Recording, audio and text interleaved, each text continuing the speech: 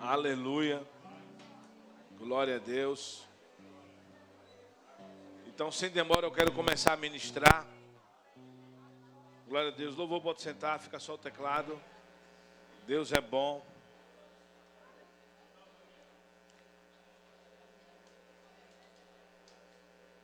Aleluia. Gostei da altura porque do volume. Melhor dizendo, porque eu não preciso estar forçando muito a voz. Glória a Deus. Então, glória a Deus. Aleluia. Me lembrei afastar aqui o microfone. Glória a Deus. Então, Valdo vem ao final, o ministro Valdo vem ao final, reconhecer os visitantes, concluir o culto. Mas eu quero continuar a ministrar sobre o caráter de Deus. Amém? Quinta-feira passada nós falamos sobre o caráter de Deus num contexto da interrogação, da pergunta: Deus cria o mal? E vimos que Deus não cria o mal. Amém? Vimos as das Escrituras. E agora vamos falar sobre o caráter de Deus e o juízo no Egito, ou o julgamento no Egito. Amém? Glória a Deus. Mas antes eu quero fazer uma revisão. Quinta passada vimos várias relações de situações concernentes ao caráter de Deus. Vimos que, fazer um resumo para quem não veio, vimos que a revelação de Deus do Novo ao Velho Testamento foi progressiva. Deus sempre falou de várias maneiras e formas a fim de alcançar o homem. Nós vimos isso na quinta-feira passada. Amém? E sempre quando ele falava para alcançar o homem de várias formas, de várias maneiras. E quando falava sem a influência humana, ele falava para honrar o homem, para abençoar o homem. E das vezes que ele falava para divertir o homem do seu erro, ou para trazer um julgamento, era para que o homem não se afastasse dele, mas que trouxesse o homem para perto, a fim de que o homem participasse da sua santidade. Amém? E quando sentenciava um homem, não era uma sentença definitiva. Amém? Vimos também que Jesus, ele era a expressão exata de Deus, ou seja, as outras expressões não foram exatas. Amém? Vimos também sobre Isaías 45:7, que Deus usa uma figura de pensamento. Eu acredito que é uma figura de pensamento divina, muito alta, é uma antítese. Amém?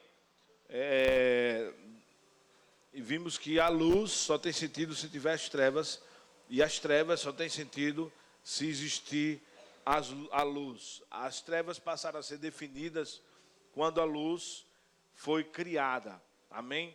Deus, ele criou a luz. Amém? E só para contextualizar mais sobre isso, eu me lembrei daquela passagem quando Jesus disse: eu vim trazer espada, eu vim trazer divisão. E de fato, quando ele trouxe a unidade, quando ele trouxe o nosso salvamento, ele trouxe divisão, ele trouxe contenda, porque houve uma divisão na nossa família, né?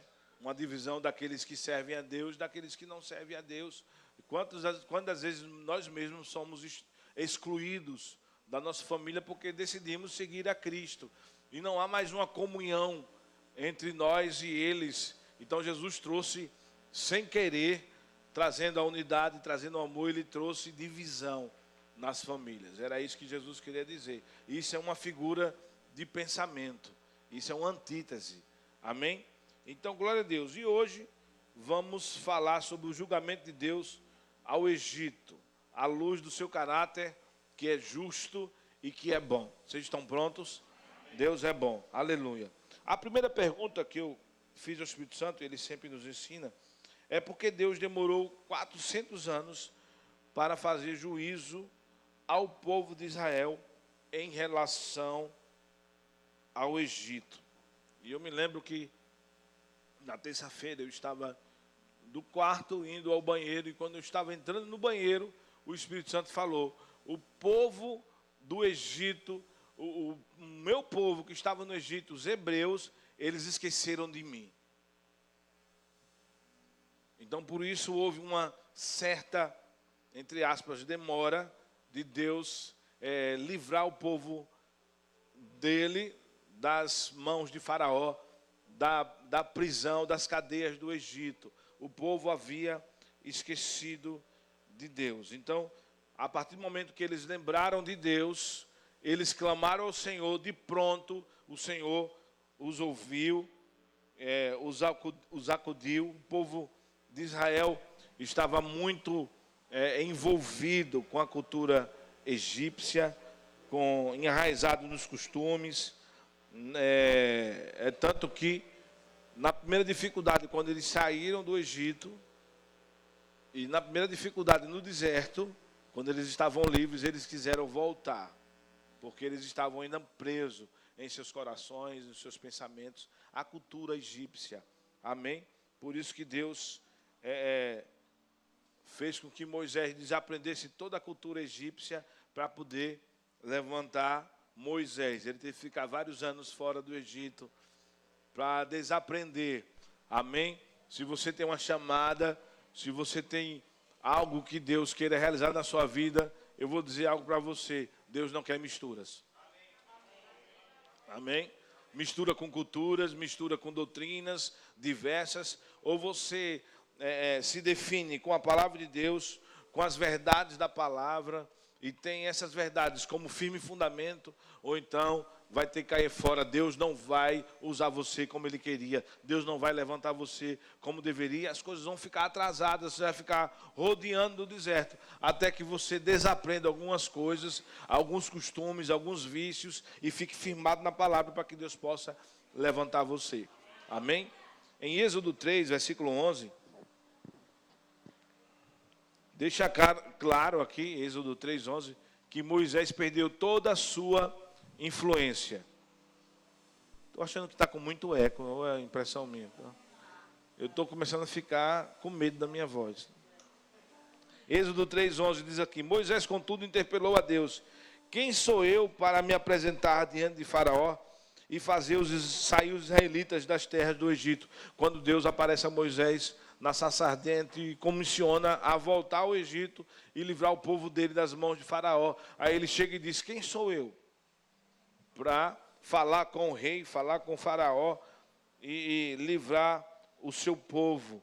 Isso deixa claro que Moisés já tinha perdido toda a cultura egípcia, até porque ele era filho da filha de Faraó, ele era considerado príncipe e ele era um homem ousado em falar com o rei quando ele quisesse. Ele morava no palácio. Então, ele perdeu toda a cultura realmente e disse: agora eu não me acho digno nem capaz de falar com o rei. Amém? Vamos lá para Êxodo capítulo 1, versículo 8. Nós vamos ler, eu quero que a sua máxima atenção, eu declaro em nome de Jesus, toda a atenção, eu declaro fome e sede de Deus para aprender. Eu declaro no nome de Jesus Cristo, todo desânimo, todo espírito de cansaço, caindo por terra, de distração, e você vai ficar atento. Nós vamos ler algumas passagens, ler alguns versículos a mais, que não é de costume, mas é necessário para você ter uma compreensão básica, amém, do livro de Êxodo. Aí diz aqui, Êxodo 1, versículo 8. Levantou-se sobre o Egito um novo rei, que não conhecia nada sobre a vida de José. Amém? Nós sabemos da história de José. Ele apresentou o Deus vivo, o verdadeiro. Deus levantou José para salvar o povo hebreu de uma grande fome que viria, de uma grande seca que viria, mas também levantou Moisés para salvar o Egito e apresentar ao Egito um único e verdadeiro Deus. Amém? E o tempo em que José governou foi um tempo de paz do povo de Deus no Egito. Então proclamou ele ao seu povo: eis que o povo dos filhos de Israel tornou-se mais numeroso e mais poderoso do que nós. Vinde, tomemos sábias medidas, a fim de impedir que ele cresça ainda mais. Pois, do contrário, em caso de guerra, aumentará o número dos nossos adversários e combaterá contra nós, para depois deixar nosso país assolado. Sendo assim, impuseram a Israel inspetores de obras para tornar-lhes dura a vida com os trabalhos que exigiam. Foi assim que construíram para Faraó as cidades, armazéns de Pitom e de Ramsés. Contudo, quanto mais os oprimiam, tanto mais geravam filhos e se multiplicavam. Eu acho que esse povo parece com o povo de Lama, não. As lamarenses são mais fortes que as hebreias.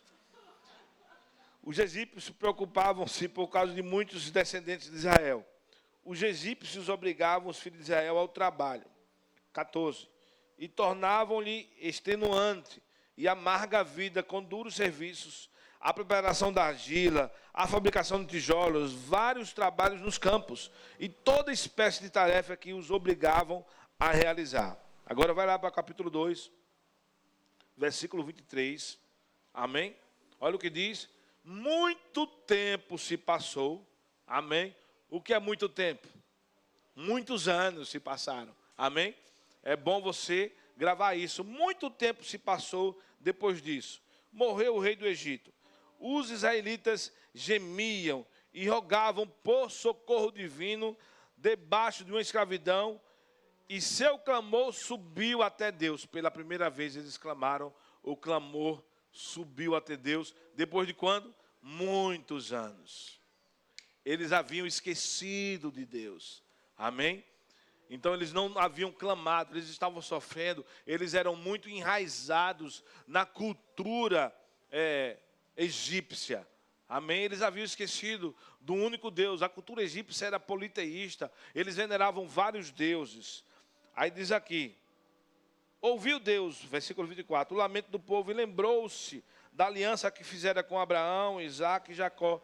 Depois observou a vida dos israelitas e contemplou a situação deles. Então, Deus levanta Moisés para libertar. Coisa essa que Deus já havia em Gênesis, capítulo 3. Eu vou ler, não precisa abrir. Continua com o seu dedo aí em Êxodo. Gênesis 15, 13, 14 diz: então disse a Abrão, saibas de certo que peregrina será a tua descendência em terra alheia, e será reduzida à escravidão, e será afligida por 400 anos. Mas também eu julgarei a nação a quem ela te servir, e depois sairá com grande riqueza. Amém? Então, o fato de Deus saber que o povo iria ser escravizado não quer dizer que era a vontade de Deus que o povo fosse escravizado. Ele ficou sabendo justamente pela sua onisciência. Ele sabe de todas as coisas. Então, ele dá uma informação a Abraão, mas o que é mais relevante para mim é o livre-arbítrio do povo, é o livre-arbítrio de Faraó, de desobedecer a Deus, de ir de encontro a Deus, de escravizar o povo, e a vontade perfeita de Deus de já, sabendo que o povo ia ser aprisionado, Deus já estava planejando livrar o povo. Amém? Isso é o que é o mais relevante na história. Amém? Conta a ação egípcia no versículo 13 de Gênesis 3, mais no 14 a ação de Deus. Amém? Então o povo teve um tempo de paz, justamente resumindo, na gestão de José como rei. O povo viveu bem, mas o povo estava enraizado na cultura judaica, esqueceu de Deus, se multiplicou, foi aprisionado e esqueceu de Deus. Mas quando lembrou de Deus, depois de muito tempo se passando, Deus ouviu. Amém? Glória a Deus. Então o livro de Êxodo é o livro que relata a saída do povo de Deus do Egito, através de um grande livramento. Amém? Pois a cultura egípcia era politeísta, eles veneravam vários deuses e atribuíam a esses deuses a vida e a prosperidade do Egito, e não atribuía isso ao Deus de José. Vamos aqui para Êxodo 3, versículo 13. Vamos ler alguns versículos, amém? Para a compreensão. Diz aqui, todos estão aí em Êxodo 3. Porém Moisés acrescentou, quando eu for aos filhos de Israel e comunicar, o Deus de vossos pais me enviou até vós, e me questionaram, isso Deus já estava na sarça, amém? Deixa eu contextualizar aqui. Deus já estava na sarça, comissionando Moisés. Aí Moisés diz, o Deus dos vossos pais me enviou até vós, e me questionarem, qual é o seu nome? Que devereis dizer? Então afirmou Deus a Moisés, eu sou o que sou. E deveis dizer aos filhos de Israel, eu sou, me enviou a vós outros. Disse Deus ainda mais a Moisés, assim dirás aos filhos de Israel, Yahvé, Deus de nossos antepassados, de vossos antepassados, o Deus de Abraão, de Isaque, o Deus de Jacó, me enviou até vós. Esse, pois, é o meu nome eternamente. Assim serei lembrado de geração em geração. Vai, reúne os anciãos, as autoridades de Israel, e anuncia-lhes Yahvé, o Senhor Deus dos vossos antepassados, o Deus de Abraão, o Deus de Isaque, de Jacó, me apareceu e me revelou. Em verdade vos tenho visitado e contemplado o que vos é feito no Egito. Porquanto prometi tirar-vos da opressão do Egito e conduzir-vos à terra dos cananeus, dos hititas, dos amorreus, dos ferezeus, dos heveus, dos jebuseus, terra onde mana leite e mel. 18. Eis que os anciãos, as autoridades de Israel, te darão ouvidos, atenderão a tua convocação e seguirão contigo até o rei do Egito, lhe comunicarás. E Yahvé, Deus sabia isso pela onisciência dele. E Yahvé, o Deus dos hebreus, veio ao nosso encontro. Agora, pois, deixa-nos ir pelo caminho de 3 dias de marcha, adentrando o deserto, a fim de oferecermos nosso sacrifício ao Senhor nosso Deus. Ao 19, preste atenção nisso. Contudo, eu sei, olha o que Deus está dizendo. Contudo, eu sei que o rei do Egito não permitirá que saiam de suas terras, a não ser por uma poderosa mão que a force. Por esse motivo, estenderei a minha mão, ferirei todo o Egito com os prodígios que realizarei no meio dos egípcios. Somente depois desses portentosos eventos é que Faraó deixará partir, o povo partir. Observe que Deus, na sua onisciência, sabia que Faraó não iria liberar o povo. Então pega isso também, amém? Deus sabia que Faraó não iria liberar o povo, ou seja, Faraó tem um livre-arbítrio. Agora, Deus enviou Moisés para dar os avisos, por quê? Para testemunho, para que mostrasse que ele é justo. Embora Deus já havia revelado, ele não vai liberar, a não ser que seja por mão forte. Amém? 21. Farei ainda que os egípcios tenham boa vontade para com os israelitas, de modo que, quando saídes, não os será de mãos vazias. Todas as filhas de Israel pedirão às suas vizinhas e às mulheres que estiverem hospedando em casa objetos de prata e de ouro, joias e toda espécie de vestimentas, que poreis sobre os vossos filhos e sobre as vossas filhas, e despojareis o egípcio. Amém? Aleluia. Então, como funcionava a cultura egípcia? Eles eram politeístas. Eles adoravam vários outros deuses. Amém? Então, a narrativa de Êxodo trata-se de uma luta do Deus verdadeiro contra os deuses do Egito. As 10 pragas estavam relacionadas a 10 deuses ou mais divindades que eles adoravam, que os egípcios adoravam e veneravam. Amém? Então, e por último, Deus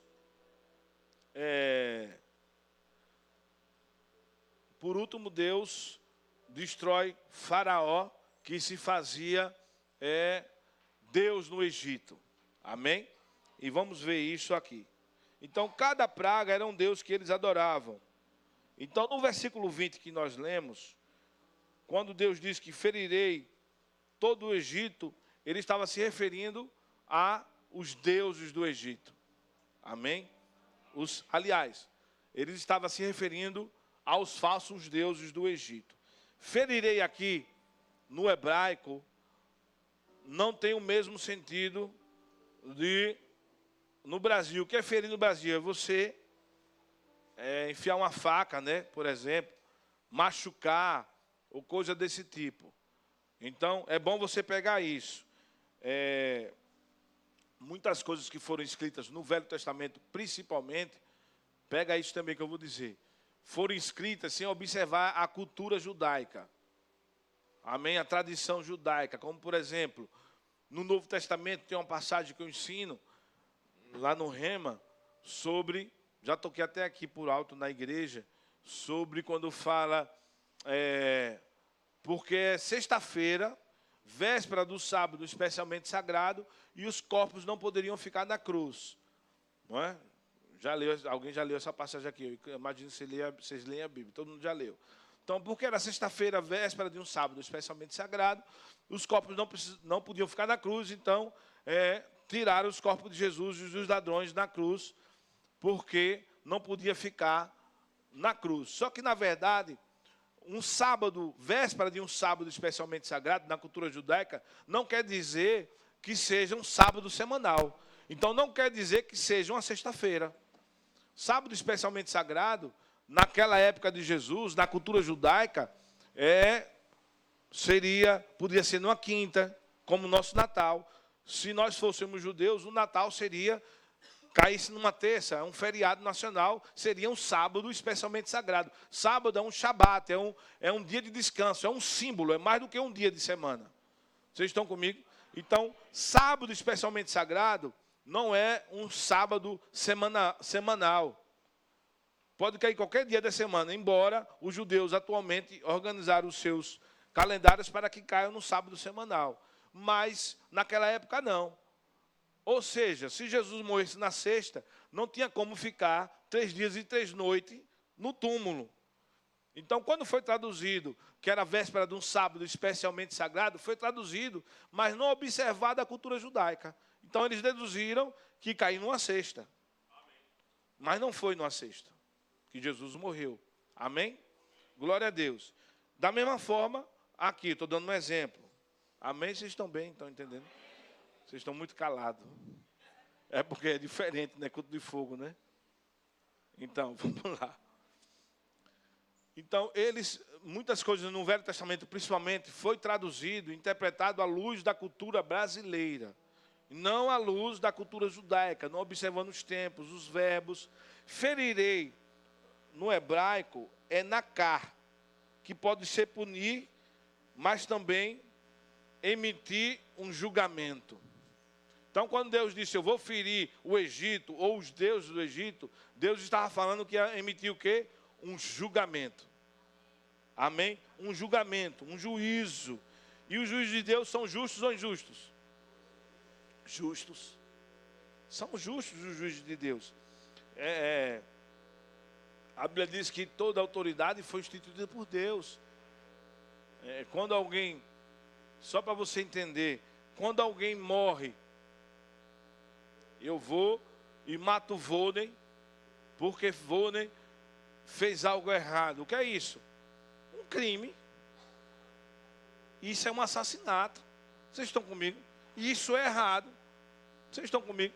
Mas eu sou policial, eu sou da justiça. É um tempo de juízo. E Vônei troca tiro comigo. E eu mato Vônei. Isso é assassinato? Não. Vocês estão comigo?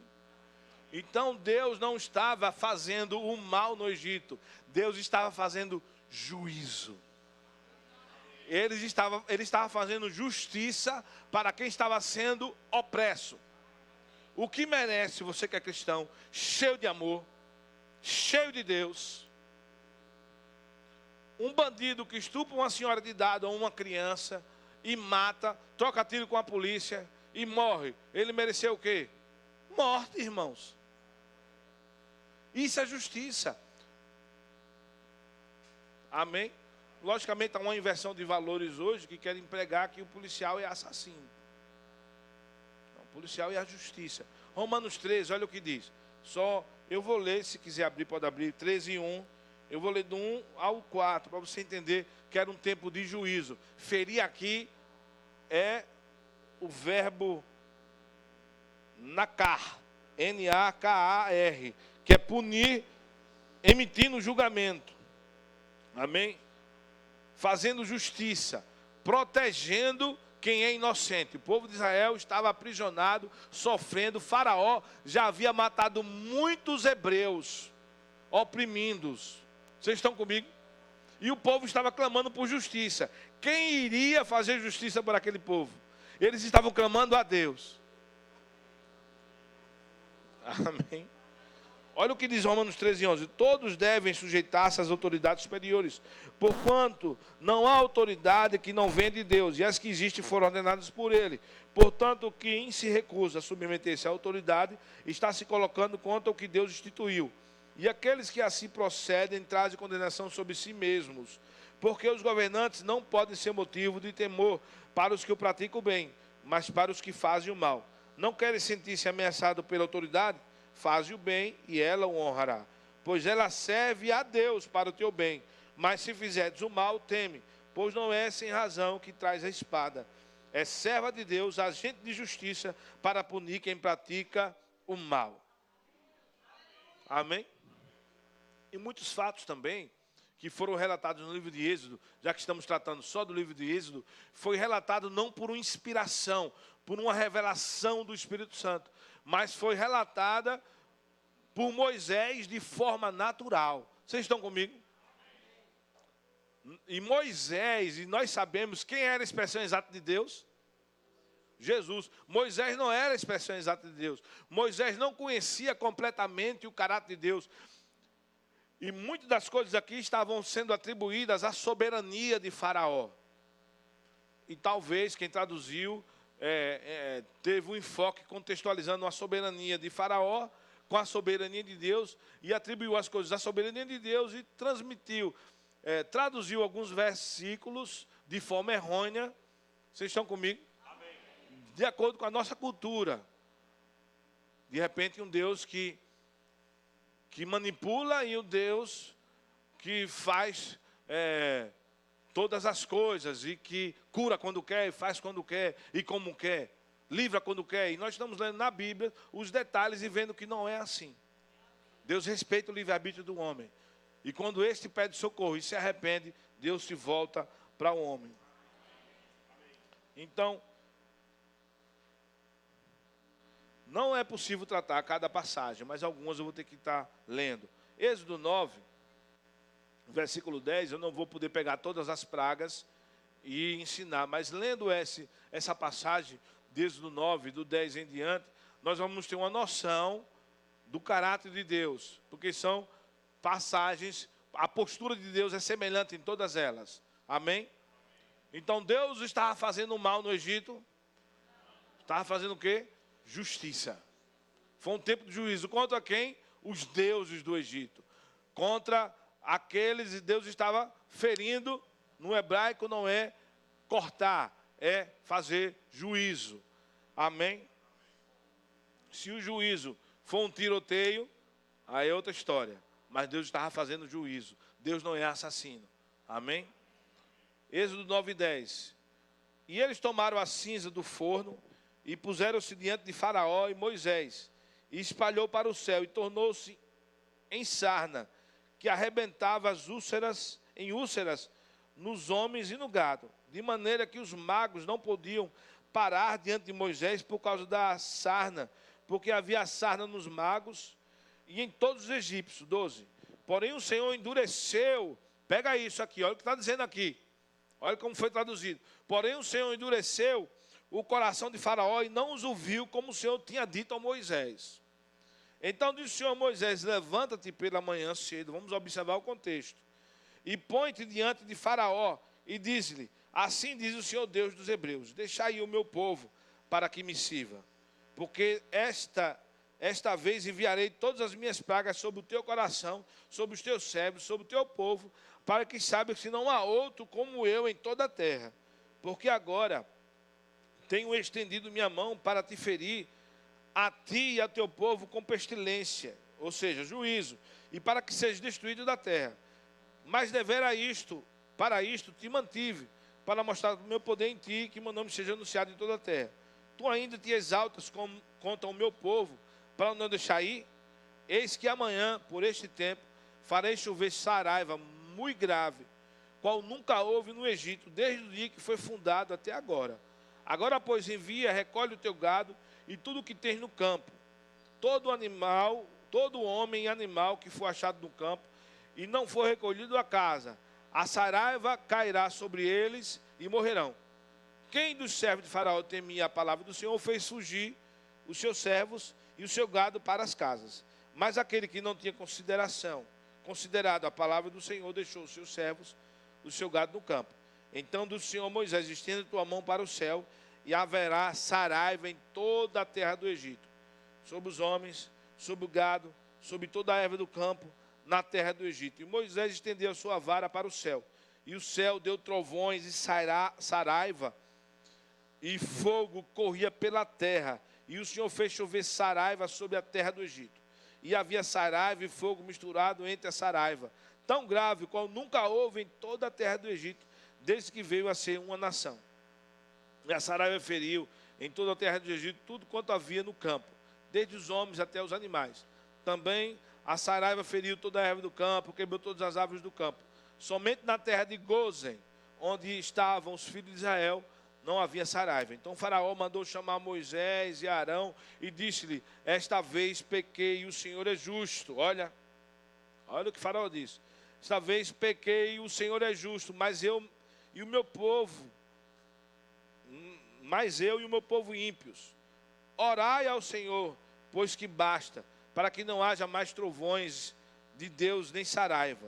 E eu vos deixarei ir, e não ficarei mais aqui. Então lhe disse Moisés: eu saindo da cidade, estenderei minhas mãos ao Senhor, os trovões cessarão, e não haverá mais saraiva, para que saibas que a terra é do Senhor. Todavia, quando a ti e aos teus servos, eu sei que ainda não temerei diante do Senhor. E o linho e a cevada foram feridos, porque a cevada já estava na espiga e o linho na haste. Mas o trigo e o centeio não foram feridos, porque estavam cobertos. Saiu, pois, Moisés da presença de Faraó da cidade, e estendeu suas mãos ao Senhor, e cessaram os trovões e a saraiva.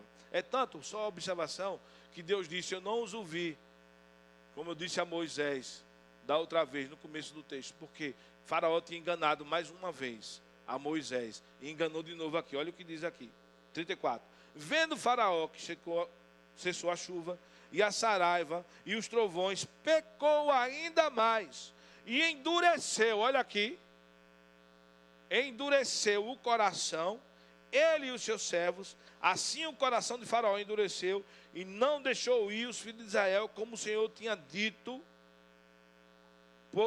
por Moisés. Então eu li todo o texto para você entender todo o resto das pragas.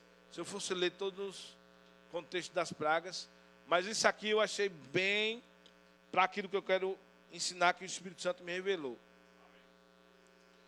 No versículo 27 você vê que Faraó reconhece que Deus é justo e que ele pecou e que se arrepende, entre aspas. Amém? Mesmo sendo momento de juízo, Moisés vai lá, faz e cessa a praga. Porque mesmo em juízo, quando se arrepende, Deus reconhece. Agora, a narrativa do versículo 12, que relata no começo lá que Deus endureceu o coração de Faraó, foi traduzida na visão da soberania de Deus, quando traduzido do hebraico para o brasileiro, sem observar o caráter de Deus e sem observar a cultura judaica. Amém?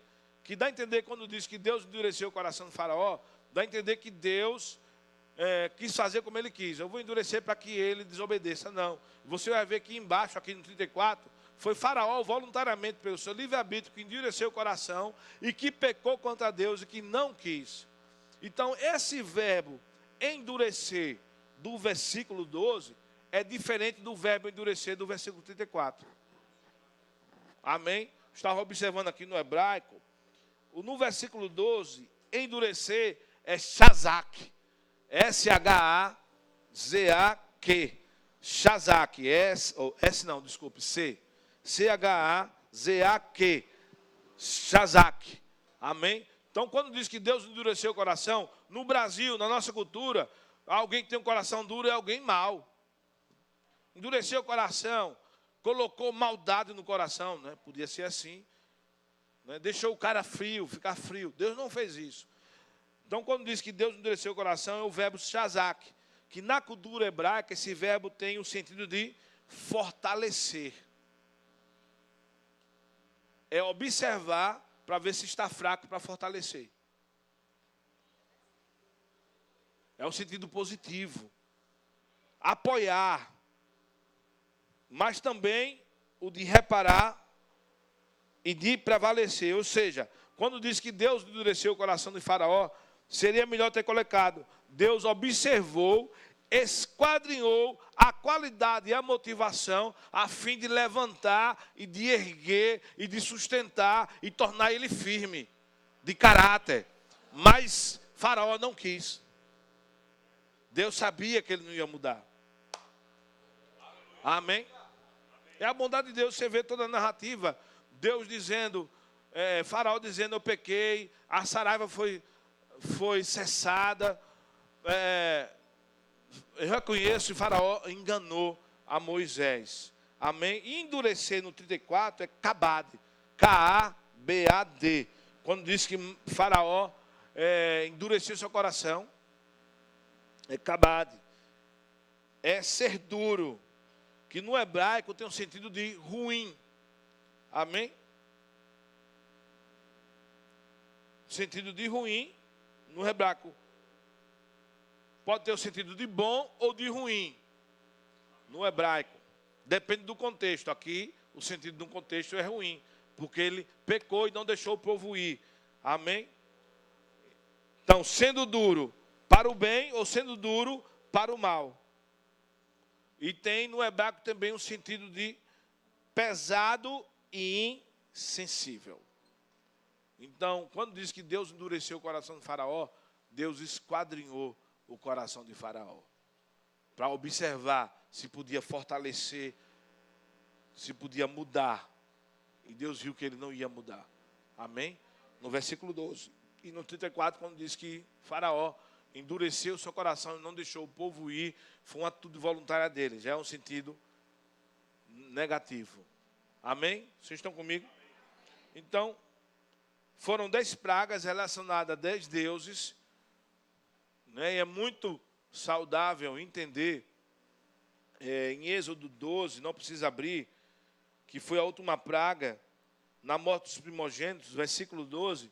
No final do versículo 12 de Êxodo 12, diz: executarei juízo sobre todos os deuses do Egito, porque eu sou o Senhor. Deus estava lutando contra todos os deuses do Egito. E o primeiro dele era o Deus Nilo. Eu vou só passar uma revisão rápida, e já estamos acabando, glória a Deus. O primeiro dele era o Deus Nilo, que ele faz o quê? Fere, transformando as águas em sangue. Eles adoravam 2 deuses aqui. O Deus Nilo, que era a personificação de Hapi, H-A-P-I, o Deus Hapi, e alguns peixes que eles veneravam. Então, todos os peixes do Nilo, o Nilo se transformou em sangue. O Nilo, para eles, era responsável pela prosperidade, pelo sustento do Egito. Não era Deus que o sustentava, era o Nilo. Então, Deus fere o Nilo e alguns peixes que os egípcios adoravam. Aí vem as rãs, a segunda praga. As rãs eram animais sagrados para os egípcios, e um dos seus ídolos era a deusa Regete, H-E-G-E-T, que tinha uma cabeça de rã. Amém? Então, a grande multiplicação das rãs fez com que essa deusa Regete fosse uma deusa maligna para os egípcios. A praga de piolho, tem a praga de piolho, até hoje tem a praga de piolho.